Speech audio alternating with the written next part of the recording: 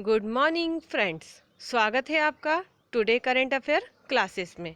आज मैं आपके लिए लाई हूँ कुछ इम्पॉर्टेंट करंट अफेयर्स जो कि आपके all competitive exams like UPSC, MPPSC, banking, railway, SSC and all state level competitive exams के करंट अफेयर्स की तैयारी कराएगा।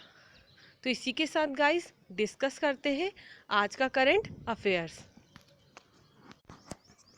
आज का हमारा फर्स्ट क्वेश्चन है, विश्व लीवर दिवस कब मनाया जाता है? विश्व लीवर दिवस गाइस 19 अप्रैल को मनाया जाता है। 19 अप्रैल को विश्व लीवर दिवस WHO के द्वारा मनाया जाता है। WHO की स्थापना 7 अप्रैल 1948 में हुई थी। इसका हेडक्वार्टर जेनेवा स्विट्जरलैंड में है।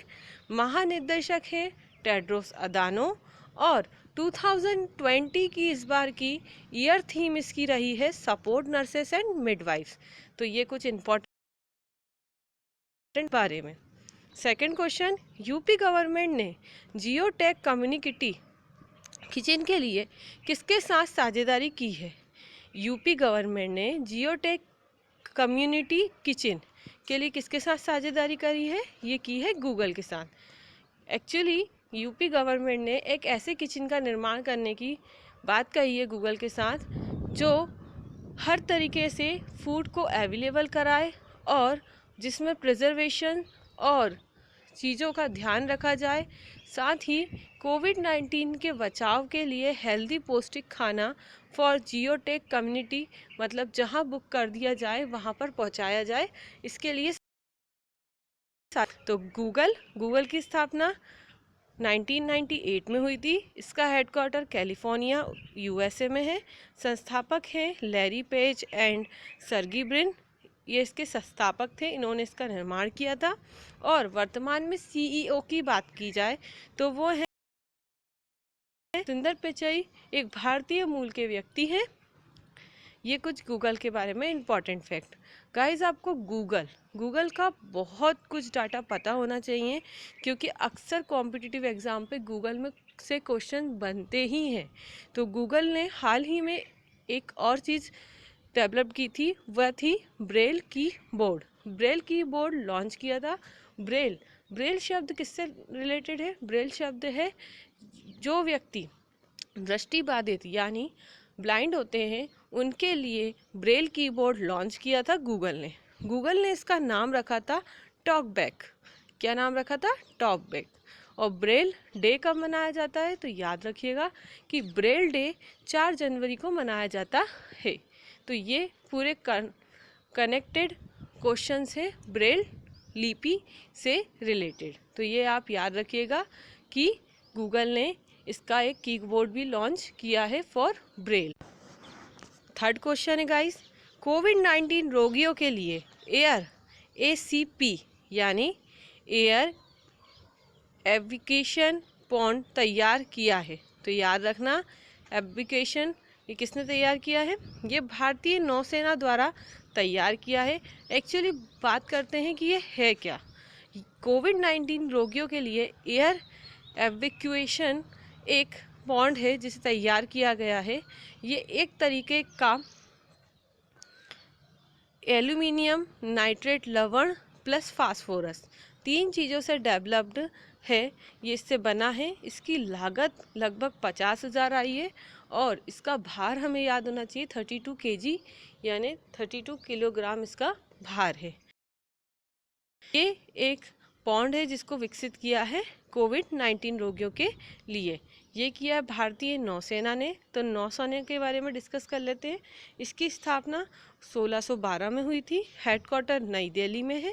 वर्तमान में एडमिरल, बहुत इम्पोर्टेंट, एडमिरल है कर्मवीर सिंह। नौसेना में कर्म की बहुत ज़रूरत है, तो याद रखिए नौसेना में कौन है? एडमिरल कर्मवीर सिंह। नेवी डे कब मनाया जाता है? जैसे हमने बेल डे के बारे में डिस्कस किया वैसे ही नेवी डे 4 दिसंबर को मनाया जाता है।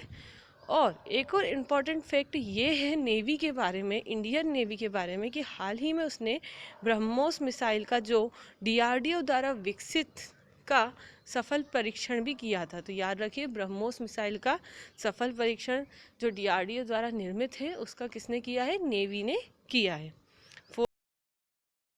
फोर्टन ने कोविड-19 के खिलाफ जागरूकता बढ़ाने के लिए टीम मास्क फोर्स का गठन किया है। तो याद रखिए, कोविड-19 के खिलाफ जागरूकता बढ़ाने के लिए टीम मास्क फोर्स का गठन किया है BCCI। BCCI एक भारतीय क्रिकेट काउंसिल इंस्टीट्यूशन है जिसके द्वारा इसकी स्थापना 1928 में की गई थी। इसका हेडक्वार्टर मुंबई महाराष्ट्र में है और 39वें अध्यक्ष के रूप में सौरभ गांगुली को चुना गया है। तो BCCI के अध्यक्ष कौन बने? 39वें सौरभ गांगुली। एक और इम्पॉर्टेंट फैक्ट ये है सौरभ गांगुली के बीच में, मैंने आपको मेरे पिछले वीडियो मतलब 19 अप्रैल 2020 को ही एक चीज़ बताई थी कि टोक्यो ओलंपिक जो कि 2021 में होने वाला है, वो उस ओलंपिक में बारे में मैंने आपको डिस्कस।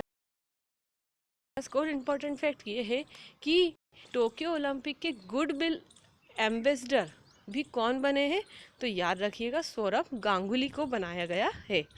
ये डेफिनेटली 100% श्योर क्वेश्चन है, इसको बहुत अच्छे से याद रखिएगा गाइस। और एक और इम्पॉर्टेंट क्वेश्चन ये है कि वर्तमान में सेक्रेटरी कौन है BCCI के? तो याद रखना, BCCI के वर्तमान में सेक्रेटरी है जय शाह। जय शाह जो कि अमित शाह के बेटे हैं। फिफ्थ क्वेश्चन है गाइस, किस IIT ने कोविड-19 मरीजों के लिए वर्ड्सवोर्ड विकसित किया है? तो वर्ड्सवोर्ड ये किसने विकसित किया है? IIT के ये किया है IIT रोपड़ ने। IIT रोपड़ जो कि पंजाब लुधियाना में है, इसके महानिदेशक है सरित कुमार दास। तो इन्होंने एक वर्ड्सवोर्ड विकसित किया है जिसके जरिए मरीजों को खाना, मेडिसिन ये सब पहुंचाई जाएंगी और इससे संक्रमण से बचाव भी होगा। तो ये वर्ड्सवोर्ड IIT रोपड़ ने विकसित किया है। 6 क्वेश्चन है गाइस, कोविड-19 के कारण किस राज्य में आयोजित होने वाले त्रिशूरपुरम उत्सव को पहली बार रद्द कर दिया गया है? तो याद रखिएगा कि कोविड-19 के कारण आयोजित होने वाले त्रिशूरपुरम उत्सव पहली बार रद्द किया गया है। ये किया गया है केरल में। केरल में ये पहली बार हुआ है कि ये उत्सव रद्द किया गया है। अब हम बात करते हैं केरल के CM हैं पिनरई विजयन और गवर्नर का नाम आप मुझे कमेंट करेंगे क्योंकि मैं आपको कई बार केरल के CM और गवर्नर के नाम बता चुकी हूँ, तो आप मुझे इसको। 7th क्वेश्चन है, नासा कब पहली बार अंतरिक्ष यात्रियों को अंतरिक्ष में लॉन्च करने को जा रहा है? तो याद रखिए, इसका आंसर है पहली बार अंतरिक्ष यात्रियों को अंतरिक्ष में लॉन्च करने जा रहा है। तो इसका आंसर है मई 2020 में करने वाला और स्पेसिफाई इसकी डेट है 27 मई।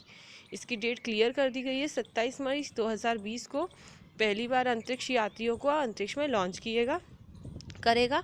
अब हम बात करते हैं कि ये कौन सा रॉकेट होगा जिससे लॉन्च करेगा। तो याद रखिएगा, इस रॉकेट का नाम है फॉल्कन 9 रॉकेट। Falcon 9 rocket.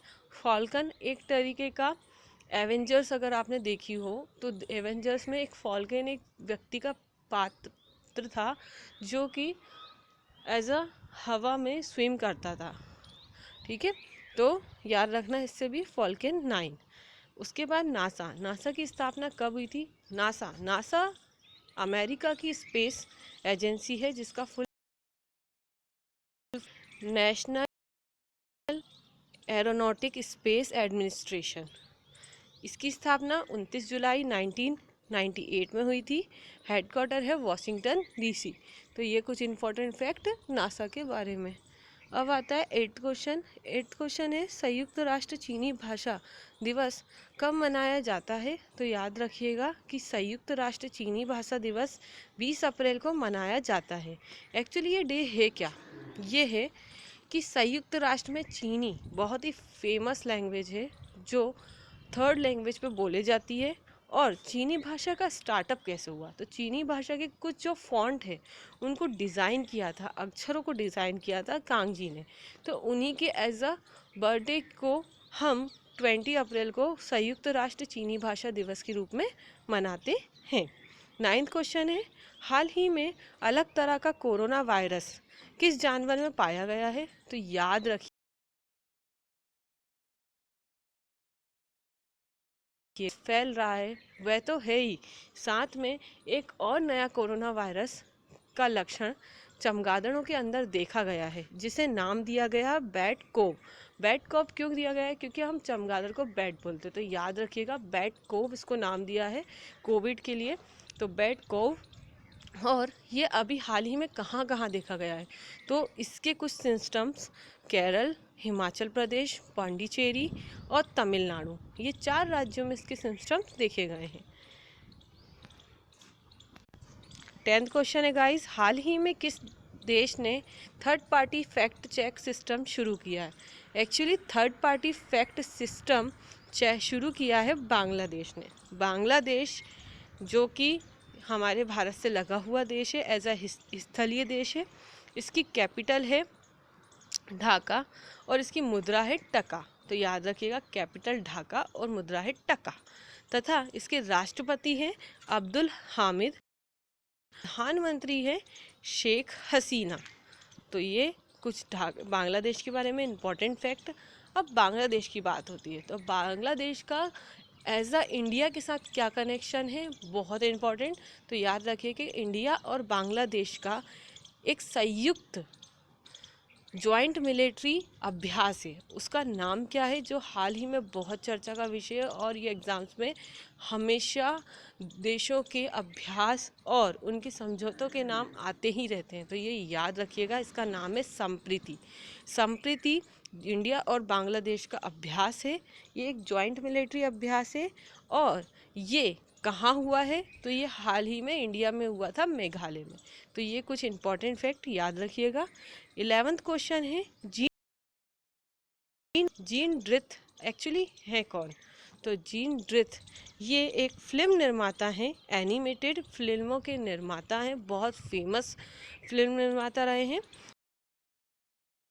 में ऑस्कर पुरस्कार भी प्राप्त हुआ है। तो इनका निधन परीक्षा की दृष्टि से इम्पॉर्टेंट है, ये पूछा जा सकता है। 12th क्वेश्चन है, सार्वजनिक स्थलों पर थूकने का आपदा प्रबंधन कानून को किस धारा के तहत दंडनीय अपराध बनाया है?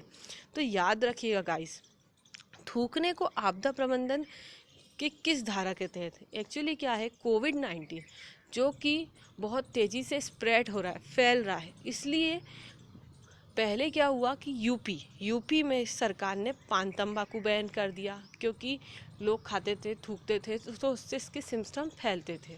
ठीक है, उसके बाद हिमाचल प्रदेश सरकार ने भी किया, उसने चुंबक जो हम चबाते हैं उस पर बैन कर दिया। बट इससे ज़्यादा रोकथाम नहीं हो पाई और कुछ ऐसे सोशल मीडिया पे वीडियोस वायरल हुए जिसमें लोग जानबूझकर थूक रहे थे। तो इंडियन गवर्नमेंट ने इसको एज अ आपदा प्रबंधन कानून के तहत धारा के तहत दंडनीय है 51B, धारा है 51B। इसके तहत अगर कोई भी व्यक्ति सार्वजनिक स्थल पे थूकता हुआ पाया गया तो उसे 1 ईयर की जेल होनी पक्की है। तो गाइस, थूकना कीजिए बंद और स्टे होम। 13 क्वेश्चन है, किस पेमेंट बैंक ने हाल ही में समझौता किया है मास्टर कार्ड के साथ? तो याद रखिएगा कि मास्टर कार्ड एक्चुअली क्या है, पेमेंट बैंक ने समझौता किया।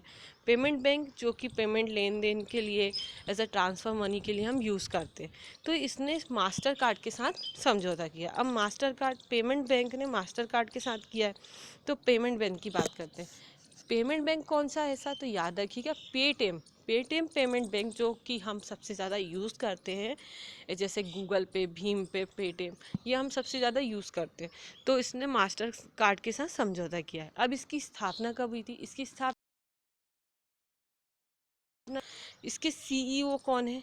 तो विजय शेखर शर्मा, ये भी इम्पोर्टेंट है, नाम पूछ सकते हैं, ठीक है।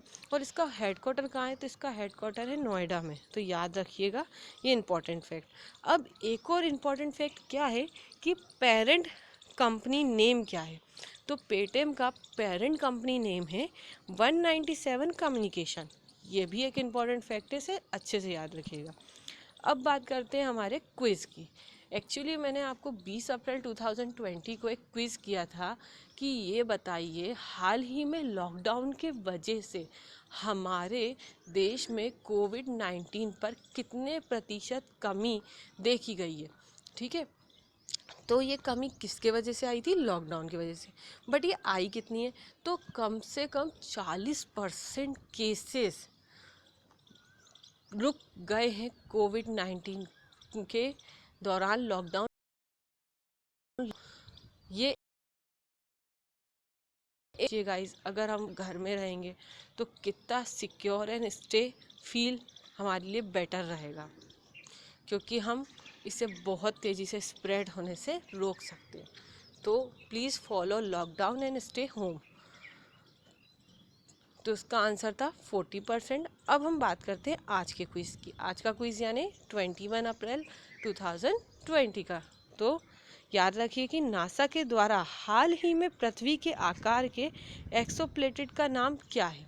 तो याद रखना कि नासा ने अभी एक पृथ्वी के आकार का ही एक एक्सोप्लैनेट खोजा है, तो उसका नाम आपको मुझे मेरे कमेंट सेक्शन में कमेंट करना है, ठीक है गाइस। तो इसी के साथ आज का हमारा करंट अफेयर्स समाप्त होता है। आई होप यू कि आपको मेरा आज का करंट अफेयर्स अच्छा लगा हो। प्लीज़ इसे रीड राइट एंड लर्न करिए। रीड राइट ना भी करें, इस वीडियो को लर्न करिए, जिससे आपको ये इजीली बहुत अच्छे से माइंड में ये चीज़ फिक्स हो जाएगी कि इस क्वेश्चन का आंसर क्या है।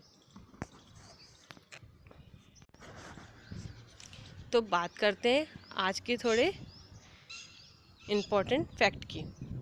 देखिए गाइस, लक्ष्य ज़्यादा दूर नहीं है, बस रफ्तार थोड़ी तेज़ करनी है।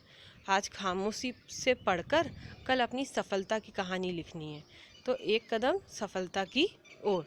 तो याद रखिएगा गाइस, लक्ष्य ज़्यादा दूर नहीं है, बस आपको थोड़ी एडवांस स्मार्ट स्टडी मेथड अपनानी है और अपनी स्पीड को थोड़ा बिल्डअप करना है, जिससे आप अपने लक्ष्य तक पहुंच सको और आपकी यही खामोशी आपको एक दिन कल नई और तैयारी की रफ्तार अब तेज कर दीजिए। अगर आपको मेरा वीडियो अच्छा लगा हो तो प्लीज़ इसे यूट्यूब पे जाके सब्सक्राइब, लाइक एंड शेयर कीजिए। इसी के साथ मैं आपको बेहतरीन करंट अफेयर्स प्रोवाइड करती रहूँगी। तो thank you guys, have a nice day.